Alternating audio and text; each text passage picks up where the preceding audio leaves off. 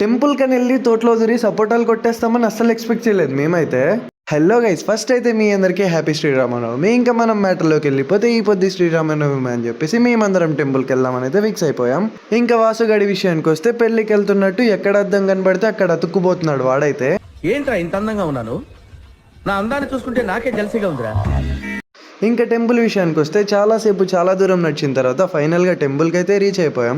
అదేంటో కానీ ఇంత దూరం నడిచినా పెయిన్ రాలేదు. స్టెప్స్ ఎక్కేసరికి ముసలాళ్ళు అయిపోయాం అనే ఫీలింగ్ అయితే వచ్చేసింది. ఇంకా ఈ టెంపుల్ని మీరు గుర్తుపట్టినట్టయితే నేను ఫస్ట్ వ్లాగ్ ఇక్కడి నుండే స్టార్ట్ చేశాను అనమాట. ఇంకా వెంటనే మేమైతే దర్శనం కంప్లీట్ చేసుకొని రిటర్న్ వెళ్ళిపోతుంటే వాసుగాడు నవీన్ గాడు పక్కనే ఉన్న తోటలో సపోటాలు బాగుంటాయిరా అంటే సిగ్గు లేకుండా వెళ్ళి మరీ దొబ్బేస్తున్నాం మేమైతే. ఇంకా వాసుగాడి విషయానికి వస్తే టెంకాయని సపోటాని రెండు మిక్స్ చేసి మరీ తింటున్నాడు. అదేం టేస్టో నాకు ఇప్పటికీ అర్థం కాలేదు.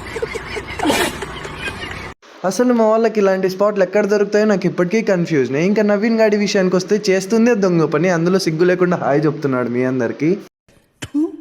అలా కాలేజ్కి రాగానే మధుగాడు ఆదర్శ్ గాడు ఫుల్గా గొడవ పడుతున్నారు. ఇవన్నీ పెట్టుకుని హాల్ టికెట్ ఎలా తీసుకుంటాం రా అని చెప్పేసి ఎక్కడో చోట పెట్టేసి ఫైనల్గా హాల్ టికెట్ అయితే తీసేసుకున్నాం.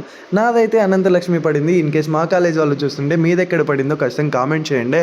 అలా అందరం హాల్ టికెట్స్ తీసేసుకొని రూమ్కి అయితే వచ్చేసాం. ఇంకా వీటి టేస్ట్ విషయానికి వస్తే మాత్రం అబ్బా సూపర్.